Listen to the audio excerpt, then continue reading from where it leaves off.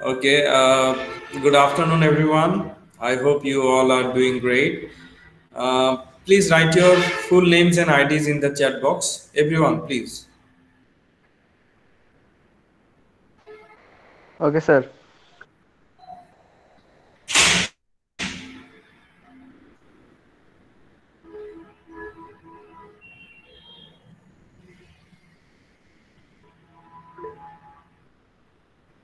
Can you see the screen, everyone?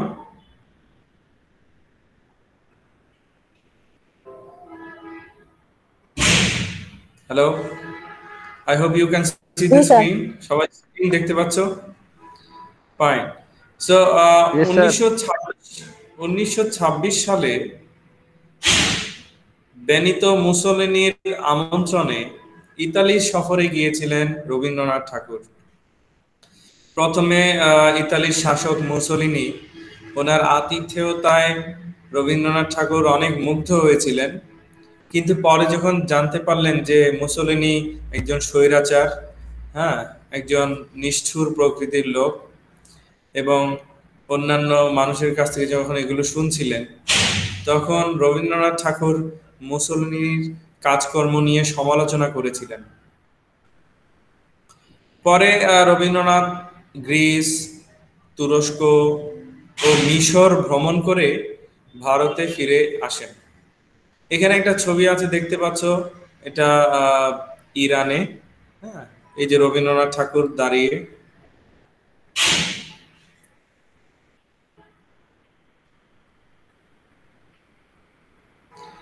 Rabindranath ঠাকুর উনি যে এই যে বিভিন্ন দেশ ভ্রমণ করেছেন, সেগুলো মানে ওনার ওনার ভ্রমণ কাহিনী, ওনার অভিজ্ঞতা নিয়ে উনি কিন্তু অনেক বই লিখেছেন। বইগুলো কি দেখো তো? ইউরোপ প্রবাসীর পত্র, ইউরোপ যাত্রীর ডায়েরি, জাপান যাত্রী যাত্রী, রাশিয়ার চিঠি, পারস্যে ও পথের সঞ্চয়। উনি অনেক দেশ ঘুরেছিলেন, অনেক নতুন মানুষের সাথে ওনার যোগাযোগ হয়েছে, নতুন নতুন সংস্কৃতির সান্নিধ্যে উনি এসেছিলেন।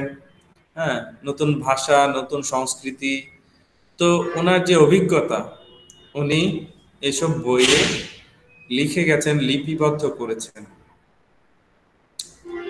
ব্যাপক বিশ্ব ভ্রমণের ফলে রবীন্দ্রনাথ তার সমসাময়িক Henri Bergson, Albert Einstein, Robert Frost, Thomas Mann, George Bernard Shaw, H G. Wells, Romain Rolland প্রমুখ বিশিষ্ট ব্যক্তিবর্গের সঙ্গে সাক্ষাতের সুযোগ পেয়েছিলেন।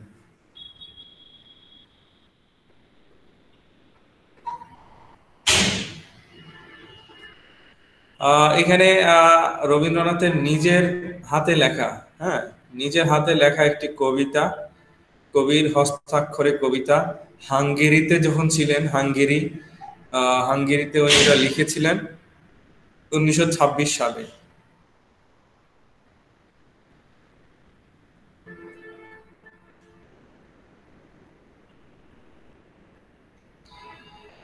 রবীন্দ্রনাথের কবিতায় মধ্যযুগীয় বৈষ্ণব পদাবলী, উপনিষদ, কবীরের দোহাবলী, লালনের বাউল গান ও রামপ্রসাদ সেনের শাক্ত স্যার পদাবলী। হাঙ্গেরিটা কোথায় যে?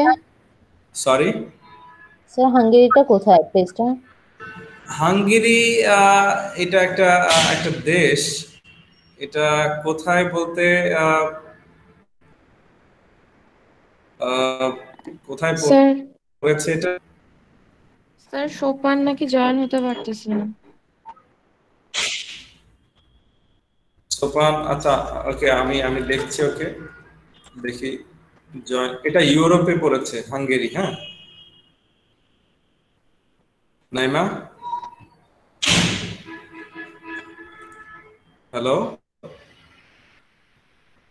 জি নাইমা, স্যার। শুনতে হ্যাঁ পাচ্ছো? হ্যাঁ, জি স্যার হাঙ্গেরি শুনতে পাচ্ছি। দেশটা ইউরোপে। হ্যাঁ স্যার। ওকে, সো রবীন্দ্রনাথের কবিতায় বিভিন্ন সাহিত্যের প্রভাব আমরা লক্ষ্য করি।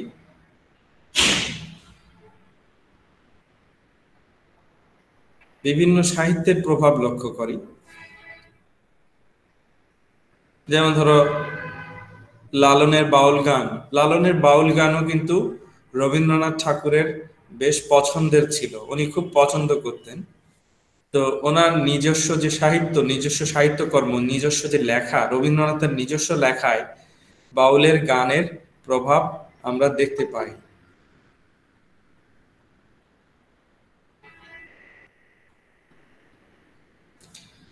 বহির্বিশ্বে বহির্বিশ্বে রবীন্দ্রনাথ ঠাকুরের সবচেয়ে পরিচিত, সুপরিচিত কাব্যের বই মানে কাব্য গ্রন্থটি হলো গীতাঞ্জলি।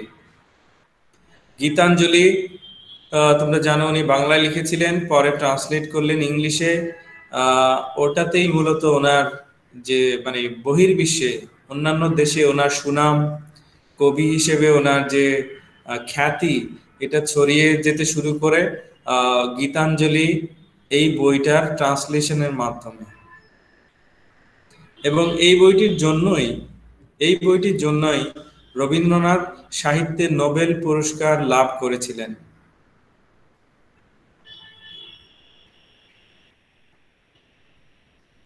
ছোট গল্প, রবীন্দ্রনাথ অনেক ছোট গল্প লিখেছেন। রবীন্দ্রনাথ ঠাকুর ছিলেন বাংলা সাহিত্যের প্রথম সার্থক ছোট গল্পকার। প্রথম সার্থক ছোট গল্পকার মানে উনি যেভাবে, যে ভাষায়, যে আঙ্গিকে, যে ধরনে ছোট গল্প লিখেছিলেন এবং মানুষের হৃদয়ে পৌঁছে যেতে পেরেছিলেন এই ছোট গল্পগুলোর মাধ্যমে, মানুষ অনেক পছন্দ করছিল ওনার ছোট গল্পগুলো। তো যাই হোক, যেটা বলছিলাম, ওনাকে সার্থক ছোট গল্পকার বলা হয়, বাংলা সাহিত্যের প্রথম সার্থক ছোট গল্পকার। রবীন্দ্রনাথের বেশ কয়েকটি ছোট গল্প নিয়ে আবার সিনেমা হয়েছে, মানে ফিল্ম, চলচ্চিত্র, নাটক ও টেলিভিশন অনুষ্ঠান অবশ্যই নির্মিত হয়েছে। তার গল্পের কয়েকটি উল্লেখযোগ্য চলচ্চিত্রায়ন হলো সত্যজিৎ রায় পরিচালিত তিন কন্যা। সত্যজিৎ রায়ের একটি সিনেমা আছে, চলচ্চিত্র, যেটার নাম তিন কন্যা। হ্যাঁ, সেটা রবীন্দ্রনাথ ঠাকুরের তিনটা ছোট গল্পকে ভিত্তি করে লেখা। একটা হচ্ছে মণিহারা, একটা পোস্টমাস্টার, আর একটা হচ্ছে সমাপ্তি। এই তিনটা ছোট গল্পকে ভিত্তি করে সত্যজিৎ রায় ওনার যে চলচ্চিত্র সিনেমা বানিয়েছেন তার নাম দিয়েছেন তিন কন্যা। আবার আরেকটি আছে সত্যজিৎ রায়ের চারুলতা। চারুলতা এই সিনেমাটি রবীন্দ্রনাথ ঠাকুরের ছোট গল্প নষ্টনীর অবলম্বনে লেখা। ওকে, সো আরো বেশ কিছু ছোট গল্প নিয়ে অনেকে সিনেমা বানিয়েছেন বা বানাচ্ছেন। উপন্যাস, রবীন্দ্রনাথ ঠাকুর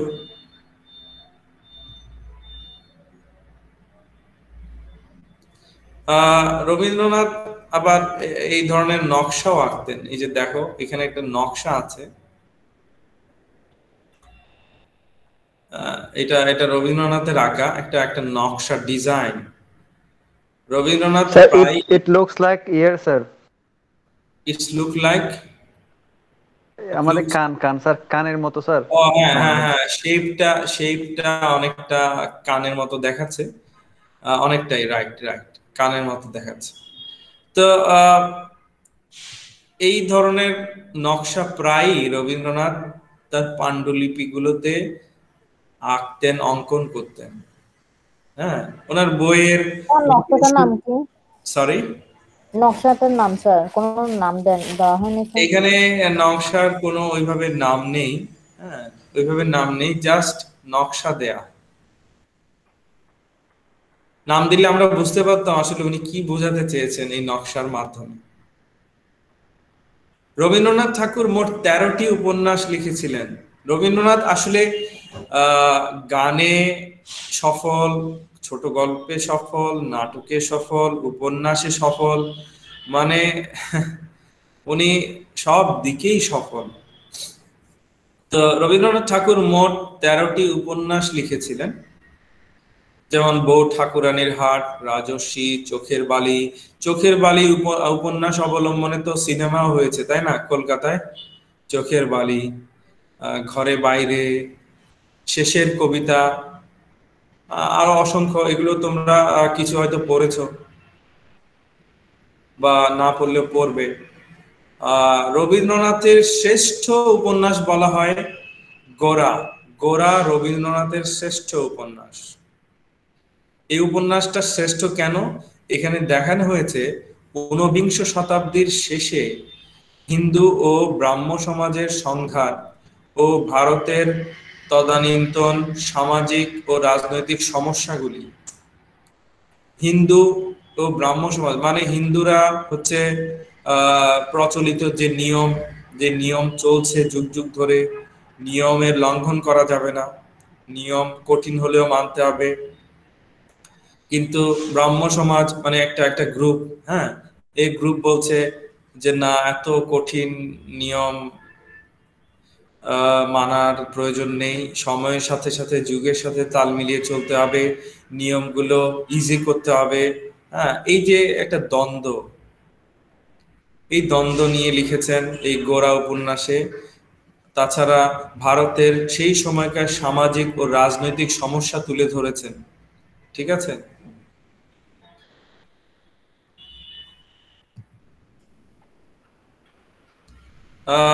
এটা একটু আগে বলেছি, রবীন্দ্রনাথের উপন্যাস অবলম্বনে সিনেমা নির্মিত হয়েছে, যেমন সত্যজিৎ রায়ের ঘরে বাইরে, ঋতুপর্ণ ঘোষের চোখের বালি। সত্যজিৎ রায়ের ঘরে বাইরে, ঋতুপর্ণ ঘোষের চোখের বালি। চোখের বালি রবীন্দ্রনাথের উপন্যাস। চোখের বালি নামে একটা সিনেমাও আছে। ঘরে বাইরেও রবীন্দ্রনাথের উপন্যাস, এই নামে সত্যজিৎ রায় একটা সিনেমা বানিয়েছেন। এটা ইউটিউবে আছে, তোমরা পারলে দেখিও। ঘরে বাইরে খুব সুন্দর সিনেমা। স্যার চোখের বালিটা তো একটা ড্রামাও ছিল ইয়াতে, কলকাতায়। চোখের বালি, হ্যাঁ, থাকতে পারে, ওটা আমি দেখিনি। চোখের বালি মুভি আছে স্যার, হ্যাঁ স্যার। সিনেমাটা আমি দেখেছি। স্যার নৌকা প্রসেনজিৎ আর ডুবিটাও ছিল। ঐশ্বরিয়ার। সিনেমাটা আমি দেখেছি, কিন্তু নাইমা বলছে যে নাটক আছে, নাটকটা আমি দেখিনি। ড্রামা সিরিয়াল ছিল স্যার ওই যে ইয়াতে, কোন ড্রামা চ্যানেলে। সিরিয়াল আচ্ছা, হ্যাঁ হ্যাঁ। থাকতে পারে, থাকতে পারে। স্যার ওকে, নৌকা ডুবিটাও সো তো একটা ফিল্ম আছে। সরি, নৌকা ডুবি স্যার একটা ফিল্ম ছিল তো রবীন্দ্রনাথের। নৌকাডুবি, হ্যাঁ হ্যাঁ আছে, এরকম আছে এবং হচ্ছে, অনেকে বানাচ্ছেন, সামনে হয়তো অনেকে আরো বানাবেন।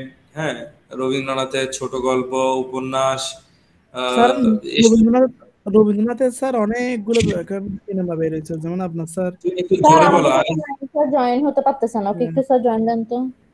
কে? স্যার নাইম নাইম আমাদের সাথে। ওকে, আবার আবার ট্রাই করতে বলো। Okay sir. ও আচ্ছা স্যার। ইয়েস। স্যার রবীন্দ্রনাথ তো অনেকগুলো নিয়ে স্যার এখন সিনেমা হয়েছিল, মানে অনেকগুলো, যেমন আপনার চারুলতা ছিল, দশ কন্যা, তারপর স্যার নৌকা ডুবিরও ছিল মনে হয়, এই টাইপের অনেক ছিল, যেমন যেমন ঘরে বাইরের এগুলো অনেক বাইরে হয়েছিল। কিন্তু স্যার একটা হচ্ছে কি ডামা ডামা তো স্যার একটাও নেই স্যার, সবগুলো তো আপনার সবগুলো আপনার মুভি অলমোস্ট। তুমি যদি সিনেমা বানাতে চাও, তাহলে হয় ছোট গল্প নিবে, ছোট গল্প নিয়ে বানাবে, না হয় তুমি উপন্যাস নিয়ে বানাবে। হ্যাঁ, ইয়েস স্যার, ইয়েস স্যার। আর নাটক, রবীন্দ্রনাথের নাটক নিয়ে সিনেমা বানানো এবার এগুলো কঠিন।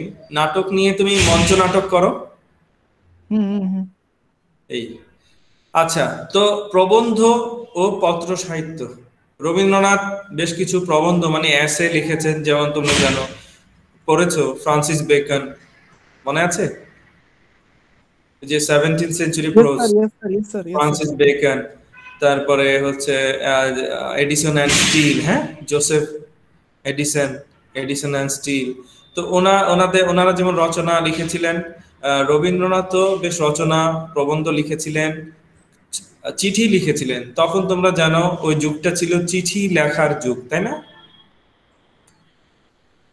এখন তো মনে করো ইমেল বা মেসেজ দিলেই হয়ে যাচ্ছে, তখন চিঠি আদান প্রদান হতো মেইনলি। রবীন্দ্রনাথ ঠাকুর বাংলা ও ইংলিশে অনেক প্রবন্ধ লিখেছিলেন। এইসব প্রবন্ধে উনি কি প্রকাশ করেছেন? উনি সমাজ নিয়ে লিখেছেন, রাষ্ট্রনীতি, ধর্ম, সাহিত্য তত্ত্ব, ইতিহাস, ভাষা তত্ত্ব, ছন্দ, সঙ্গীত ইত্যাদি নানা বিষয়ে উনি ওনার মতামত প্রকাশ করেছেন। ওনার কোনটা ভালো লাগে, কোনটা মন্দ লাগে, রাষ্ট্রনীতি সম্পর্কে কোনটা ভালো, রাষ্ট্রের কোনটা মন্দ লাগে, এগুলো উনি লিখেছেন। যেমন ওনার প্রবন্ধগুলি প্রকাশ হয়েছে, এটা একটা বই সমাজ, সমাজ নামে একটা বইয়ে, আবার কালান্তর নামে একটা বইয়ে, আবার ধর্ম নামে একটা বইয়ে। তো বোঝাই যাচ্ছে ধর্ম বইয়ে কি ধরনের আলোচনা, ধর্ম নিয়ে, আধ্যাত্মিকতা নিয়ে, তাই না, ধর্মীয় বিষয়। তো এইভাবে কালান্তর মনে হয় রাজনৈতিক নিয়ে আলোচনা করা হয়েছিল সম্ভবত। সরি, কালান্তর থেকে রাজনৈতিক নিয়ে আলোচনা করা হয়েছিল রবীন্দ্রনাথের প্রবন্ধ। কালান্তর রাষ্ট্রনীতি, ধর্মতে হচ্ছে ধর্মীয় বিষয়। জি স্যার। স্যার এমন স্যার আরো অনেক ছিল, যেমন শিক্ষা বিষয় ছিল, যেমন বিশ্বভারতী, ব্রহ্মচর্য আশ্রমের উপরও বিকাশ, ধর্মদর্শনেরও ছিল, মানে ধর্ম শান্তিনিকেতন, মানুষের ধর্ম সঞ্চয়। উনি তো বিভিন্ন বিষয় নিয়ে লিখেছেন, হ্যাঁ, বিভিন্ন বিষয় নিয়ে। যাই হোক, তো আবার ইতিহাস নিয়ে লিখেছেন। ইতিহাস নিয়ে কোন বইয়ে লিখেছেন? ভারতবর্ষ। আবার ইতিহাস নামে একটা বই আছে, ইতিহাস। আবার সাহিত্য তত্ত্ব নিয়ে আলোচনা করেছেন, যেমন টি.এস. এলিয়ট সাহিত্য তত্ত্ব নিয়ে আলোচনা করেছেন না, ইয়েতে tradition and the individual talent. হ্যাঁ হ্যাঁ। তো রবীন্দ্রনাথ তার সাহিত্য বইয়ে এরকম সাহিত্য নিয়ে আলোচনা করেছেন, সাহিত্যের পথে, সাহিত্যের স্বরূপ, এসব বইয়ে আলোচনা করেছেন। আবার ভারতীয় সাহিত্য ও আধুনিক সাহিত্যের সমালোচনা করেছেন প্রাচীন সাহিত্য নামক একটি বইয়ে ও আধুনিক সাহিত্য নামক বইয়ে। আবার তিনি স্যার প্রাচীন সাহিত্য লোক সাহিত্য নিয়ে লিখেছিল। প্রাচীন সাহিত্য, লোক সাহিত্য এবং আধুনিক সাহিত্য, এই তিনটা নিয়ে লিখেছে হচ্ছে ভারত সম্পর্কে। প্রাচীন সাহিত্য, লোক সাহিত্য এবং আধুনিক সাহিত্য। হ্যাঁ হ্যাঁ হ্যাঁ, ঠিক আছে। কিন্তু এখানে যেটা আমি বললাম, ভারতীয় সাহিত্য ও আধুনিক সাহিত্য, হ্যাঁ, এই দুটোকে যদি আলাদা করি, তো উনি দুটোর কিন্তু সমালোচনা করেছেন। ঠিক আছে, ভারতীয় সাহিত্যের দোষ গুণ, আধুনিক সাহিত্যের দোষ গুণ উনি আলোচনা করেছেন। তারপর লোক সাহিত্য নামে একটি বই আছে ওনার, লোক সাহিত্য। এখানে লোক সাহিত্যের ধরন, প্রকৃতি সম্পর্কে আলোচনা করেছেন। ভাষা তত্ত্ব নিয়ে ওনার বই আছে। ভাষা তত্ত্ব নিয়ে বইয়ের নাম দেখো, শব্দ তত্ত্ব, বাংলা ভাষা পরিচয়, এইসব। আবার ছন্দ, তোমরা জানো রবীন্দ্রনাথ গান লিখেছিলেন, হ্যাঁ, গানে উনি সুরও দিতেন, নিজে সুরকারও ছিলেন। ছন্দ ও সঙ্গীত নিয়ে উনি আলোচনা করেছেন। একটি বই দেখো ছন্দ, বইয়ের নাম, আরেকটি বই দেখো সঙ্গীত চিন্তা, এসব। আর বিশ্বভারতী উনি প্রতিষ্ঠা করেছিলেন, উনি বিশ্বভারতীর প্রতিষ্ঠাতা। এবং শিক্ষা সংক্রান্ত, হ্যাঁ, কি শিক্ষা কেমন হওয়া উচিত, বাচ্চাদেরকে কিভাবে পড়ালেখা শেখালে ভালো হয়, এইগুলো সমাজে কোন ধরনের শিক্ষা ব্যবস্থা থাকলে সবার জন্য সুবিধা, এগুলো নিয়ে আলোচনা করেছেন শিক্ষা নামক বইয়ে। এগুলো সব অ্যাসের বই, অ্যাসে মানে প্রবন্ধ রচনা। এবার আসি ওনার চিঠি। উনি যে চিঠি লিখেছিলেন, রবীন্দ্রনাথের সামগ্রিক পত্র সাহিত্য আজ পর্যন্ত 19টি খণ্ডে প্রকাশিত হয়েছে। যেমন ধরো ছিন্নপত্র ও ছিন্ন পত্রাবলী, এইসব চিঠি, এই বইয়ে যে চিঠি, এগুলো কাকে লিখেছেন? ভাইয়ের মেয়ে ইন্দিরা দেবী চৌধুরানীকে, ভাইয়ের মেয়ে ভাতুষপুত্রী ইন্দিরা দেবী চৌধুরানীকে যে চিঠিগুলো লিখেছিলেন সেগুলো এই বইয়ে প্রকাশ হয়েছে, ছিন্নপত্র ও ছিন্ন পত্রাবলী। আবার আছে আরেকটা চিঠির বই, রবীন্দ্রনাথের লেখা চিঠি চিঠি ভানু সিংহের পত্রাবলী। আরেকটা আছে পথে ও পথের প্রান্তে। বিভিন্ন মানুষকে উনি চিঠি লিখেছিলেন, এগুলো বই আকারে প্রকাশ হয়েছে। নাট্য সাহিত্য, আগেই বলেছি নাটক। এখানে একটা ছবি দেখো, এটা একটা নাটকের ছবি। নাটকে কি দেখা যাচ্ছে ছবিতে? দেখো তো, একজন মহিলা মাথা দিয়ে রেখেছে আর একজন পুরুষের হাতের দা, মানে মাথা কেটে ফেলবে নাকি? ইয়েস হ্যাঁ স্যার। স্যার, আর পিছনে জঙ্গল দেখা যাচ্ছে, মনে হচ্ছে জঙ্গল বা কিছু একটা ওই জঙ্গলে ধরনের কিছু। মাথা কেটে ফেলছে, মানে মনে হচ্ছে যেন ওই যে কোন দেবীর সামনে উৎসর্গ করবে, এরকম মনে হচ্ছে না? হ্যাঁ স্যার, ইয়েস স্যার। So, এটা স্যার বলি দেওয়া মেয়েদের হচ্ছে, উপর, বলি এটা পাটা স্যার বলি দিতে মেয়েদের এরকম উপর স্যার। একটা যে আপনার মানে খুব মানে অনৈতিক একটা চরিত্র দেখাচ্ছিল, হয়তো বা বেশি নির্যাতন করা হচ্ছিল ওই সময়। একটা মঞ্চ বর্বরতা নাটক স্যার, করছে। বর্বরতা, খালি চোখ দেখানো হচ্ছে বর্বরতা, স্যার। yes, বর্বরতা, রাইট। সো এই যে বাল্মীকি প্রতিভা, এটা একটা নাটক, এই নাটকের একটা দৃশ্য। বাল্মীকি প্রতিভা। তো রবীন্দ্রনাথ নাটক তো লিখেছেন, উনি নাট্যকার, আবার উনি কিন্তু অভিনেতাও। তোমরা জানো কি না, উনি কিন্তু অভিনয় করেছিলেন মঞ্চ নাটকে, অভিনয় জানি করে। স্যার। জানো না? আচ্ছা, অনেকে জানো, অনেকে হয়তো জানো না।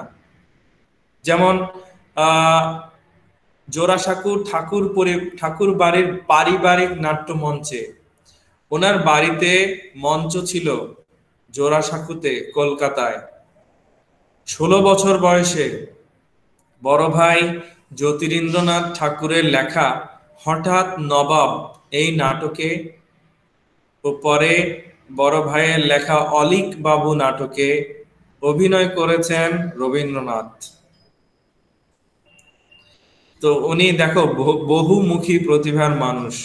কবিতা লিখতেন, গান লিখতেন, উপন্যাস লিখতেন, ছোট গল্প লিখতেন, রচনা লিখতেন, আবার অভিনয় করতেন, গানের সুরও দিতেন, আর ছবিও আঁকতেন। এই ধরনের প্রতিভা কিন্তু খুব বিরল, রেয়ার।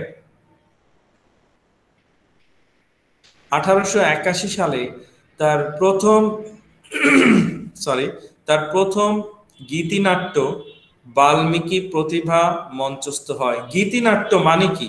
মানে একটি নাটক যেখানে গান মনে হবে যেন, এটা এটা মানে ডায়লগ গুলো মনে হবে যেন গান, ডায়লগ গুলো মনে হবে যেন কথা নয়, গান, গীতিনাট্য।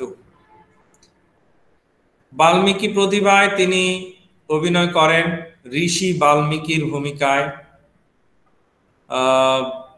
তো এরকম অনেক নাটকে, অনেক মঞ্চ নাটকে উনি অভিনয় করে। স্যার বাল্মীকি প্রতিভা, ঋষি ভাল্লিকা হচ্ছে একটা চরিত্র না স্যার? ঋষি ভাল্লিকি ছিল, লক্ষ্মী ছিল, সরস্বতী ছিল, হ্যাঁ, এগুলো কি চরিত্র, বাল্মীকি? অবশ্যই চরিত্র। হ্যাঁ চরিত্র। হ্যাঁ, ইয়েস স্যার, এটা বলছিলাম। তো যেহেতু নাটকে বিভিন্ন চরিত্র আছে না, তো রবীন্দ্রনাথ বাল্মীকির চরিত্রে অভিনয় করেছিলেন। তারপর উনি কাব্যনাট্য রচনা করেন, যেমন ধরো রাজা ও রানী। কাব্যনাট্য মানে নাটক, কিন্তু ডায়লগ গুলো পড়লে মনে হবে যেন কবিতার লাইন। জি স্যার, ডায়লগ ওইটা স্যার রবীন্দ্রনাথ ঠাকুর স্যার বিক্রম চরিত্রে অভিনয় করছিল। আরটা ছিল সুমিত্রা, যেটা হচ্ছে আপনার ইয়া ছিল আর কি, মহিলা যেটা ছিল, মানে রাজা হ্যাঁ, ও তুমি রানী ঠিকই মিলে। বলেছো, তুমি ঠিকই বলেছো, এইসব নাটকেও উনি অভিনয় করেছিলেন। আরেকটা হচ্ছে বিসর্জন। হ্যাঁ, তো তিনি নিজে এই নাটকগুলিতে অভিনয় করেন। কাব্যনাট্যের পর রবীন্দ্রনাথ প্রহসন লিখেছেন, স্যাটায়ার, যেমন জনাথন সুইফটের গালিভার্স ট্রাভেলস, এটা একটা স্যাটায়ার। প্রহসন বিদ্রুপাত্মক বিদ্রুপাত্মক লেখা। তো রবীন্দ্রনাথ প্রহসন লিখেছিলেন। প্রহসন একটা নাম দেখো, গোড়ায় গলদ, তারপর বৈকুণ্ঠের খাতা, হাস্য কৌতুক, ব্যঙ্গ ব্যঙ্গ কৌতুক। হ্যাঁ, তো এসব, এগুলোর মধ্যেও দুই একটাতে রবীন্দ্রনাথ অভিনয় করেছিলেন। তো এই সময় কি হলো, এই সময় রবীন্দ্রনাথ প্রধানত শান্তিনিকেতনে মঞ্চ তৈরি করেছিলেন, নাটকের মঞ্চ। ছাত্রছাত্রীদের নিয়ে অভিনয়ের দল গড়ে নাটক মঞ্চস্থ করতেন। কখনো কখনো কলকাতায় গিয়েও ছাত্রছাত্রীদের নিয়ে নাটক মঞ্চস্থ করতেন তিনি। এই সব নাটকেও একাধিক চরিত্রে অভিনয় করেন রবীন্দ্রনাথ। যেমন শারদোৎসব নাটকে সন্ন্যাসী সেজেছিলেন তিনি, রাজা নাটকে রাজা সেজেছিলেন, রাজা চরিত্রে অভিনয় করেছিলেন।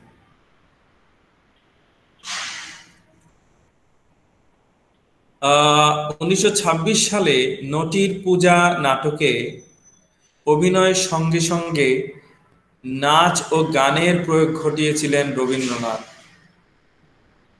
এই ধারাটি তার জীবনের শেষ পর্বে নৃত্যনাট্য, আমি আগেই বলেছি কাব্যনাট্য যেখানে ডায়লগ গুলো কবিতার মতো, গীতিনাট্য যেখানে ডায়লগ গুলো গানের মতো, নৃত্যনাট্য যেখানে নাটকে অভিনয় তো আছে আবার নাচ ও গানও আছে, নৃত্যনাট্য। নৃত্যনাট্য অনেকগুলো ছিল না? যেমন স্যার নটির পূজা ছিল, পরিশোধ, চিত্রাঙ্গদা, চণ্ডালিকা এবং শ্যামা ছিল না স্যার? এই যে এখানে আছে, এই যে এখানে সব নাম আছে। এখন এগুলো সব নাম আমি পড়তে গেলে তো অনেক সময় লাগবে। হ্যাঁ, এই যে নাম দেয়া, সাপমোচন, তাসের দেশ, নটির পূজা, নৃত্যনাট্য চিত্রাঙ্গদা, নৃত্যনাট্য চণ্ডালিকা, শ্যামা, এগুলো আমি তো শীট দিয়ে দেব। হ্যাঁ, ওকে, নেক্সট, সঙ্গীত ও নৃত্যকলা। সঙ্গীত ও নৃত্যকলা, তো ওনার গান নিয়ে কথা হবে, নৃত্যকলা সম্পর্কে আমরা জানবো। এখানে এটি একটি গানের কি বলবো, গানের পাণ্ডুলিপি। রবীন্দ্রনাথ যে গান লিখতেন, এই যে ওনার নিজের হাতের লেখা।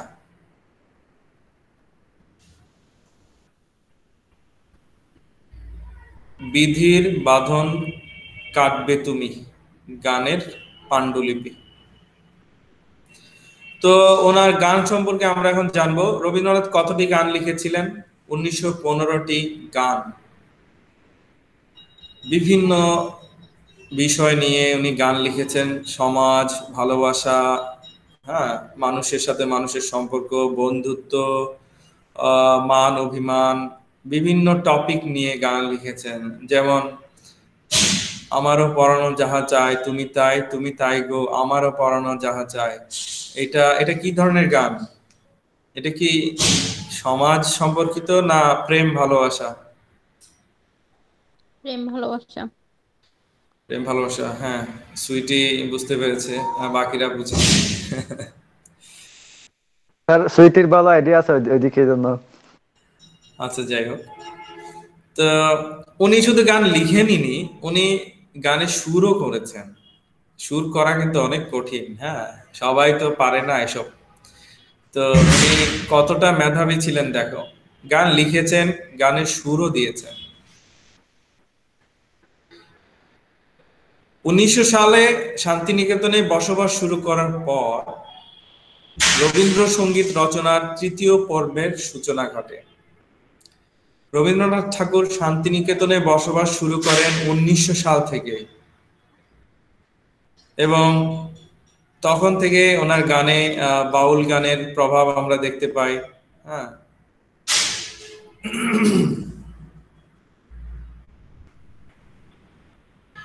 এটা ইন্টারেস্টিং, এই লাইনটা দেখো। রবীন্দ্রনাথের সময় বাংলার শিক্ষিত পরিবারে নাচের চর্চা, নৃত্যের চর্চা নিষিদ্ধ ছিল। মানে মেয়েরা, শিক্ষিত পরিবারের মেয়েরা নাচবে, নৃত্য করবে, এটা এটা এটা মেনে নেওয়া যেত না তখন। হ্যাঁ, কিন্তু রবীন্দ্রনাথ বিশ্বভারতীর পাঠক্রমে বিশ্বভারতী যে বিশ্ববিদ্যালয়, সেখানে রবীন্দ্রনাথ ঠাকুর সঙ্গীত ও চিত্রকলা মানে সঙ্গীত আর যে পেইন্টিং, ছবি আঁকা, এগুলো সিলেবাসে রেখেছেন, যে গান শিখতে হবে, গান লিখতে জানতে হবে, আর ছবি আঁকা জানতে হবে, এবং সাথে নাচও শিখতে হবে, জানতে হবে। রবীন্দ্রনাথের মতে এগুলো একজন মানুষের সম্পূর্ণ বিকাশের জন্য খুব ইম্পর্টেন্ট। গান শেখা, ছবি আঁকা, নাচ শেখা। চিত্রকলা মানে পেইন্টিং, এটি একটি পেইন্টিং। তোমরা বুঝতেই পারছো এটি কার আঁকা? রবীন্দ্রনাথ ঠাকুরের আঁকা। এটা কি, এখানে কি বোঝাচ্ছে? ড্যান্সিং গার্ল, মানে একটি মেয়ে নৃত্য করছে।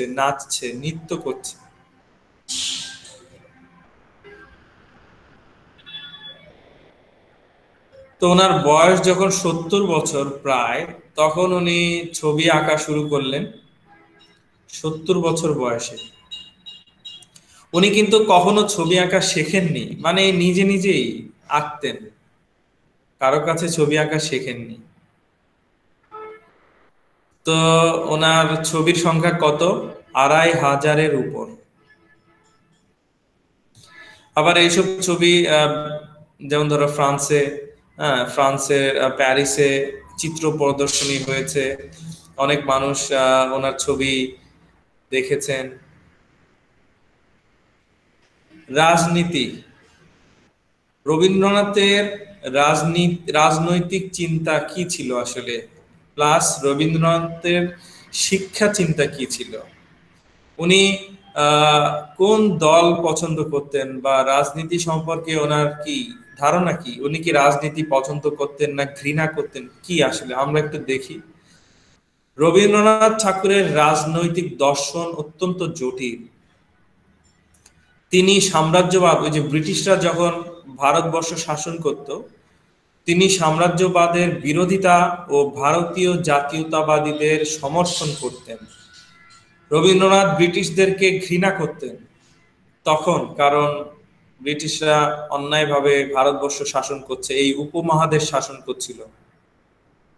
1890 সালে ওনার যে বই প্রকাশিত হয়, কবিতার বই মানসী কবিতার বইয়ে কয়েকটি কবিতায় রবীন্দ্রনাথের প্রথম জীবনের রাজনৈতিক ও সামাজিক চিন্তা ভাবনার পরিচয় পাওয়া যায়।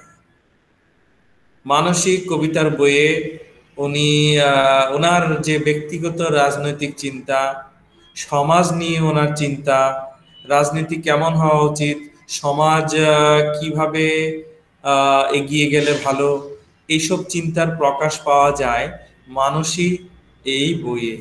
এটি একটি কবিতার বই, আমি আগেই বলেছি। এটি একটি বিখ্যাত ছবি, দেখো, শান্তিনিকেতনে রবীন্দ্রনাথ নিমন্ত্রণ করেছিলেন কাকে? মহাত্মা গান্ধী, তাই না? Yes sir. মহাত্মা গান্ধীর পাশে মহাত্মা গান্ধীর ওয়াইফ, স্ত্রী বসা, ওনার নাম কস্তুরবা গান্ধী, আর পেছনে এরা সবাই, হ্যাঁ, শান্তিনিকেতনের কি বলবো, ছাত্রী কেউ হয়তো দেখতে এসেছেন, আর এখানে রবীন্দ্রনাথ বসা। 1940 সাল, মানে তখন ওনার প্রথম ভালোবাসা তো ওনার বৌদি ছিলেন।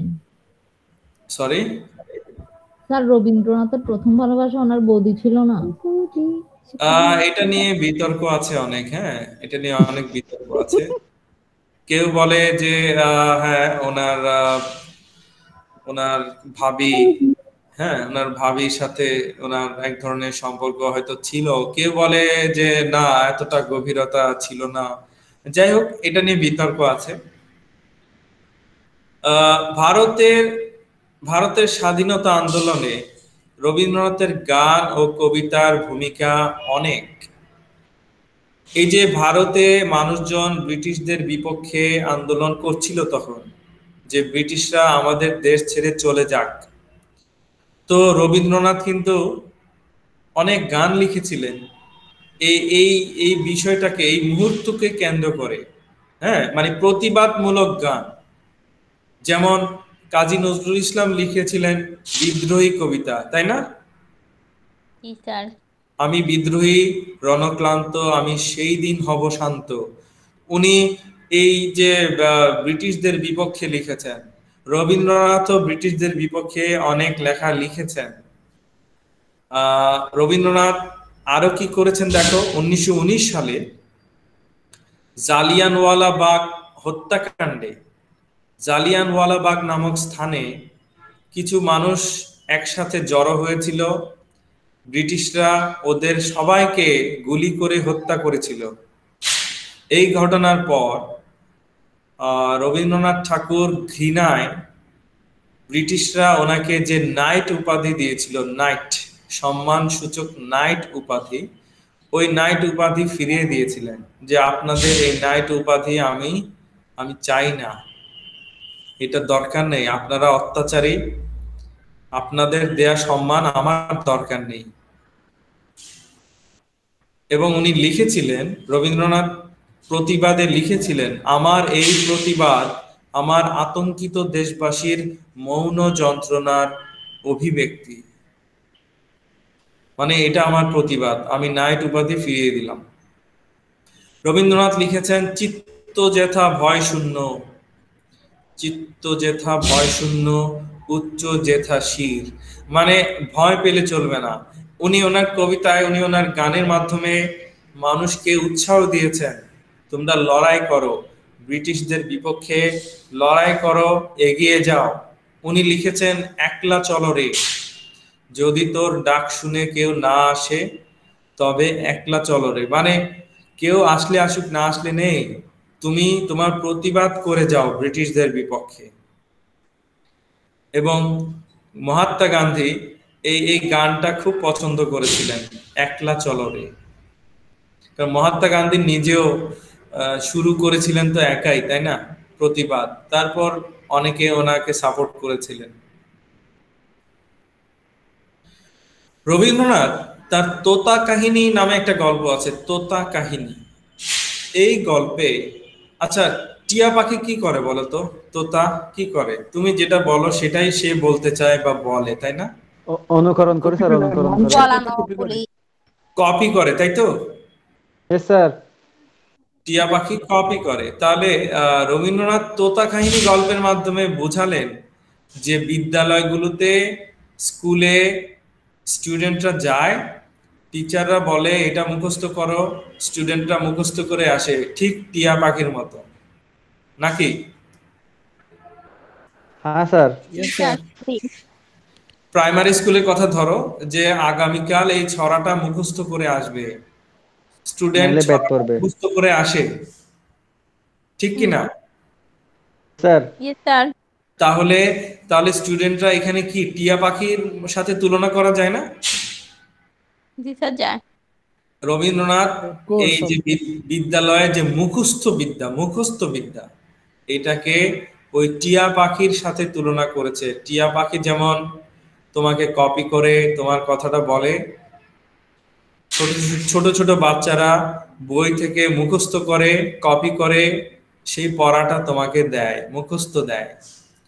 তো এটাতে কোনো লাভ নেই।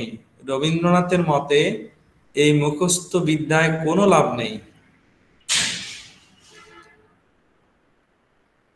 একটা কথা ছিল না স্যার, পুঁথিগত বিদ্যা আর পরে হস্তে দন নহে বিদ্যা নহে দন হলে প্রয়োজন। মুখস্থ বিদ্যা স্যার এখানে হয়তো আপনি সিপিএ জিজিপিএ বাড়বে, কিন্তু বেসিক অর্জন না হলে ইন ফিউচার ভবিষ্যতে কোনো কিছু করতে পারবে না, যেমন আদার্স অনেক সেক্টর। তোমার মানসিক বিকাশের জন্য, তোমার মানসিক সুশিক্ষা যাকে বলে, সুশিক্ষা আসলে মুখস্থ বিদ্যা দিয়ে হয় না। হ্যাঁ, তুমি নিজ থেকে কি লিখলে, নিজে কি সৃষ্টি করলে, নিজে কি বুঝলে, সেটাই লিখতে হবে। ওই বইয়ে আছে মুখস্থ করে আমি খাতায় লিখে দিলাম, কি লাভ হলো? কোনো লাভ নেই। আচ্ছা যাই হোক, আহ তার মনুষ্যত্ব বোধটা আর কি। মনুষ্যত্ববোধ, মনুষ্যত্ববোধের কথা বলছো নাইমা? জি স্যার, মনুষ্যত্ববোধ কার কতটুকু আছে ওইটাই স্যার বোঝা যায় আর কি। মনুষ্যত্ববোধ আচ্ছা, এটা একটু অন্য জিনিস। মনুষ্যত্ববোধ তো মনে করো স্যার এখানে কাউকে, sir creativity increase sir. Sir আমি এখানে স্যার বলছি ক্রিয়েটিভিটি ইনক্রিজ স্যার। আমি বলছি মনুষ্যত্ববোধ হচ্ছে যে মনে করো কেউ হেল্প চাচ্ছে, তুমি হেল্প করার সামর্থ্য আছে কিন্তু হেল্প করছো না, সেখানে সেখানে মনুষ্যত্ববোধের প্রশ্ন আসে। কিন্তু তুমি স্কুলে স্কুলে গেলে, পড়া মুখস্থ করে হুবহু লিখে আসলে, বা স্যারকে বললে স্যার আমি এই ছড়াটা মুখস্থ করেছি, এই কবিতাটা মুখস্থ করেছি, আসলে এখানে কোনো কোনো মাহাত্ম্য নেই, মহৎ কিছু নেই। কিন্তু তুমি যদি নিজে একটি কবিতা লিখো, যে স্যার আমি একটি কবিতা নিজে লিখেছি, নিজের ভাষা, এটা আমার কবিতা, সেখানেই তোমার সৃষ্টিশীলতা, সেখানেই তোমার ক্রিয়েটিভিটি, এবং সেটাই ইম্পর্টেন্ট।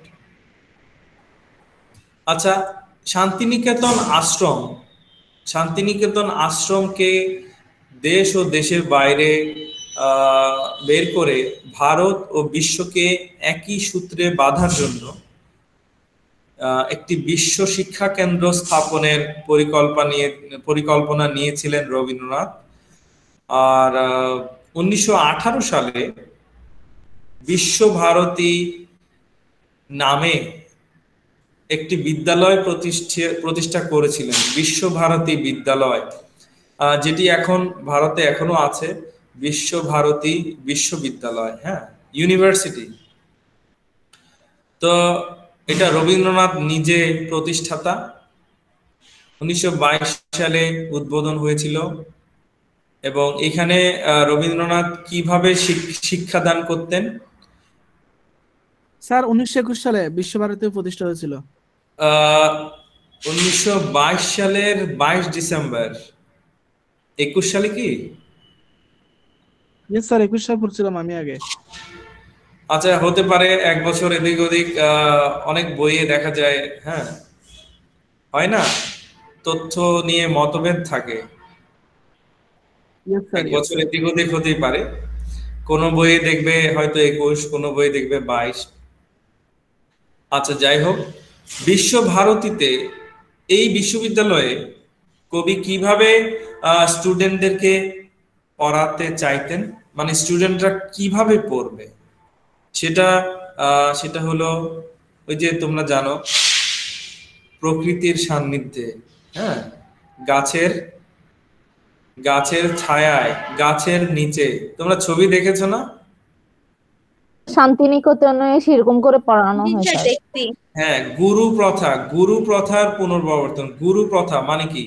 মানে প্রাচীন যুগে গুরুরা কি করতেন, ওই যে বড় বট গাছের নিচে বসতেন হিন্দু সাধু সন্ন্যাসীরা, তাই না? জি স্যার। তারপর ওনাদের সামনে আহ শিষ্যরা শিষ্যরা বসে মনোযোগ দিয়ে গুরুর কথা শুনতেন, তাই না? তাহলে গুরু মানে তো টিচার, নাকি? Yes sir. রবীন্দ্রনাথ ঠাকুরও চাইতেন স্টুডেন্টরা শিখবে দেয়ালের ভেতরে নয়, চার দেয়ালে নয়, প্রকৃতির মাঝে, গাছের নিচে, খোলা আকাশের নিচে। তো এই বিশ্ববিদ্যালয় প্রতিষ্ঠার জন্য রবীন্দ্রনাথ অনেক কষ্ট করেছিলেন। ওনার অত টাকা ছিল না তখন, হ্যাঁ, বিভিন্ন দেশ থেকে উনি সাহায্য পেয়েছিলেন। নোবেল পুরস্কারের যে টাকা পেয়েছিলেন সেগুলো এই বিশ্ববিদ্যালয়ে উনি ইনভেস্ট করেছিলেন, হ্যাঁ। আর উনি উনি নিজেই শুরুতে প্রিন্সিপাল ছিলেন, টিচার ছিলেন, মানে উনি পড়াতেন, স্টুডেন্টদেরকে পড়াতেন, নিজেই ক্লাস নিতেন, বিকেলে উনি বই লিখতেন। অনেক বিজি লাইফ ছিল তখন ওনার। প্রভাব, রবীন্দ্রনাথ কাকে, কোন দেশের লেখকদেরকে, কোন মানুষদেরকে প্রভাবিত করেছিলেন ওনার লেখার মাধ্যমে, বইয়ের মাধ্যমে, গানের মাধ্যমে, ওনার জীবন আচরণ এর মাধ্যমে। এটি একটি দেখো মূর্তি, এটি কোন দেশে আছে? প্রাগের রবীন্দ্র মূর্তি। স্যার রবীন্দ্রনাথের কথার মাধ্যমে যেমন কি ডাব্লিউ.বি. ইটসও কিন্তু একটু অনুপ্রাণিত হয়েছিল, এবং এর জন্য স্যার আপনার গীতাঞ্জলি এটা অফস্প্রিং নামে ইংলিশে অনুবাদ করেছিল স্যার ডাব্লিউ.বি. ইটসে। ডব্লিউ বি ইয়ার্স ওই গীতাঞ্জলিটা, গীতাঞ্জলি বইয়ের যে হ্যাঁ ট্রান্সলেশন হয়েছে, গীতাঞ্জলি ইংলিশে একটা ট্রান্সলেট করতে স্যার, ওই মানে অর্থাৎ বইয়ের রবীন্দ্রনাথের প্রতি একটা, হ্যাঁ, ভালোবাসা এবং ওটা অনুপ্রাণিত হয়ে ওই বইয়ের রবীন্দ্রনাথকে বেশি দেখতে পেত। ওই বইয়ের যে ভূমিকা, ওই বইয়ের ইন্ট্রোডাকশন ওইটা ডব্লিউ.বি. ইয়েটস লিখে দিয়েছিলেন। Yes sir, yes sir. W B. Yeats এর সাথে ওনার সম্পর্কটা ছিল অসাধারণ। Yes sir. আচ্ছা, স্যার রবীন্দ্রনাথকে এমনি তো ভারত আরো অনেক কিছু আছে না, যেমন আইনস্টাইন সাথে আপনার জর্জ বার্নার্ড, জগদীশ চন্দ্র বা ওদের সাথে তো রবীন্দ্রনাথের খুব ভালো একটা রিলেশন ছিল, খুব ভালো একটা সম্পর্ক ছিল। অনেক অনেক কবি সাহিত্যিকের সাথে ওনার ভালো সম্পর্ক ছিল। রবীন্দ্রনাথকে ভারতের সর্বকালের সর্বশ্রেষ্ঠ কবি হিসেবে বর্ণনা করা হয়ে থাকে। ভারতের সর্বকালের সর্বশ্রেষ্ঠ কবি। আর স্যার এটি একটি ছবি। আরেকটা আপনি বলেন স্যার, আমি একটা অ্যাড করতে পারি যদি কিছু মনে না করেন বলো। স্যার। আর সর্বকালের শ্রেষ্ঠ বাঙালি তালিকায় মানে রবীন্দ্রনাথের পজিশন হচ্ছে দ্বিতীয়, প্রথম হচ্ছে বঙ্গবন্ধু শেখ মুজিবুর রহমান। সর্বকালের শ্রেষ্ঠ বাঙালি, রবীন্দ্রনাথের পজিশন দ্বিতীয়। না এটা যেহেতু চলে আসছে, এই যে ভারতের সাথে আমি বাংলাদেশটা ইনক্লুড করলাম স্যার। এটা হচ্ছে ভারতের সর্বকালের না সর্বশ্রেষ্ঠ সাহিত্যিক। না ভারত, ইয়েস স্যার, না এমনি বাংলাদেশের ক্ষেত্রে যেমন আপনার সর্বকালের শ্রেষ্ঠ বাঙালির তালিকায় দ্বিতীয়, আর ভারতের ক্ষেত্রে আপনি যেটা বলছেন সেটা ঠিক আছে। না আমি যেটা আসছে এটা এড করলাম আর কি স্যার। প্রথম ছিল হচ্ছে বঙ্গবন্ধু শেখ মুজিবুর রহমান। ওকে, তো এই যে একটা ছবি দেখো, এই ছবিটা হচ্ছে জোড়াসাঁকো ঠাকুর বাড়ি। বর্তমানে কবির নামে যে রবীন্দ্র ভারতী বিশ্ববিদ্যালয়, রবীন্দ্র ভারতী নামে কিন্তু একটা বিশ্ববিদ্যালয় আছে ভারতে। এটা রবীন্দ্রনাথ ঠাকুরের সম্মানে প্রতিষ্ঠিত রবীন্দ্র ভারতী বিশ্ববিদ্যালয়। তো এই বিশ্ববিদ্যালয়ের প্রধান শিক্ষা প্রাঙ্গণ ধরা হয় জোড়াসাঁকো ঠাকুর বাড়িকে। তো প্রভাবের কথা বললাম, রবীন্দ্রনাথ বিভিন্ন দেশে গিয়েছিলেন, ওনার কবিতা, ওনার লেখা বিভিন্ন দেশে ট্রান্সলেশনের মাধ্যমে ছড়াচ্ছিল, মানুষ পড়ছিল ওনার কবিতা, গান, উপন্যাস, গল্প।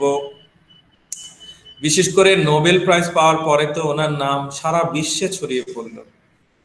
তো যখন উনি জীবিত ছিলেন, উনি ইউরোপ, আমেরিকা, উত্তর আমেরিকা, পূর্ব এশিয়ায় অনেক জনপ্রিয় ছিলেন।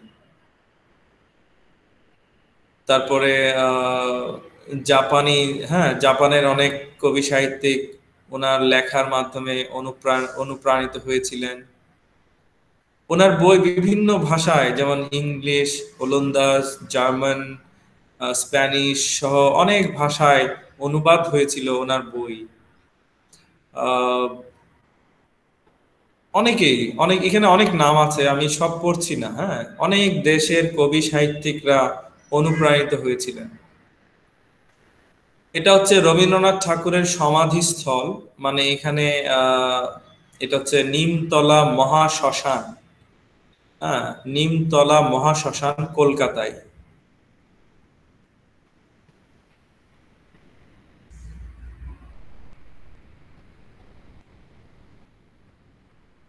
যেমন ধরো চিলির কবি পাবলো নেরুদা, মেক্সিকান লেখক অক্টাভিও পাজ, এরকম অসংখ্য কবি সাহিত্যিক রবীন্দ্রনাথের বই পড়ে অনুপ্রাণিত হয়েছিলেন। এখানে হচ্ছে রবীন্দ্রনাথ ঠাকুরের নাম আছে এমন জায়গা, এমন বিশ্ববিদ্যালয় বা প্রতিষ্ঠান, যেমন রবীন্দ্র ভারতী বিশ্ববিদ্যালয় কলকাতায়, বিশ্বভারতী বিশ্ববিদ্যালয়, এটা রবীন্দ্রনাথ ঠাকুর প্রতিষ্ঠা করেছিলেন, বিশ্বভারতী বিশ্ববিদ্যালয়। আরেকটা আছে রবীন্দ্র বিশ্ববিদ্যালয়, এটা বাংলাদেশে রবীন্দ্র বিশ্ববিদ্যালয়, শাহজাদপুর, সিরাজগঞ্জ। একটা আছে রবীন্দ্র পুরস্কার, পশ্চিমবঙ্গের সাহিত্য পুরস্কার, রবীন্দ্রনাথ ঠাকুর আন্তর্জাতিক পুরস্কার, ভারত সরকার এই পুরস্কার দেয়। হ্যাঁ, রবীন্দ্র সেতু, রবীন্দ্র সরোবর, এরকম অসংখ্য। একটা হ্রদের নাম আছে রবীন্দ্র সরোবর, কলকাতায় এই হ্রদ। রবীন্দ্র সেতু, হ্যাঁ, ইন্ডিয়ায় একটা সেতুর নাম রবীন্দ্র সেতু। রবীন্দ্রনাথ সড়ক, যশোরে একটা রাস্তা আছে যার নাম রবীন্দ্রনাথ সড়ক। ওকে, সো এই হচ্ছে রবীন্দ্রনাথ ঠাকুর সম্পর্কে আমি দুটো ক্লাস আলোচনা করলাম। আসলে করতে হয়, কারণ স্যার রবীন্দ্রনাথ আপনি ঠাকুর স্যার স্যার রবীন্দ্রনাথের একটা দুঃখের বিষয় যেটা আসলে মানে মৃত্যুবরণ আর কি। তো 20 মার্চ 2004 সালে শান্তিনিকেতন থেকে তার নোবেল পুরস্কার স্যার চুরি হয়ে যায়। এটা আসলে স্যার আমাদের বাঙালি সমাজটা কিন্তু কষ্টের। কেমনে যে মানুষ এটা চুরি করলো শান্তিনিকেতন থেকে হ্যাঁ, এটা 2004 একটা সালে। সুন্দর সুন্দর কথা বলেছো। রবীন্দ্রনাথ ঠাকুরের যে নোবেল পুরস্কারটা চুরি হয়ে গিয়েছিল, পরে আর এটা আমি যতদূর জানি এটা আর পাওয়া এটা যায় পাই নাই স্যার, এখনো পাই নাই স্যার। এখনো পর্যন্ত Yes, পাইনি। sir. তো যাই হোক, আমি দুটো ক্লাস রবীন্দ্রনাথ ঠাকুরের জীবন সম্পর্কে আলোচনা করলাম, কারণ ওনার জীবন, ওনার সাহিত্যকর্ম এতটা ব্যাপক যে আসলে জানতে হয়। হ্যাঁ, চাইলে আমি একটা ক্লাসে শেষ করে দিতে পারতাম, কিন্তু এটা ঠিক না। রবীন্দ্রনাথ ঠাকুর, আমরা যেহেতু বাঙালি, হ্যাঁ, রবীন্দ্রনাথ ঠাকুর বাংলা ভাষায় এত অসাধারণ সাহিত্যকর্ম রচনা করেছিলেন, তো ওনার সম্পর্কে তো একটু মোটামুটি জানতে হবে। তো এই জন্য দুটো ক্লাস রবীন্দ্রনাথ ঠাকুরের জীবনী আলোচনা করেছি। আশা করি তোমরা উপকৃত হয়েছো বা হবে।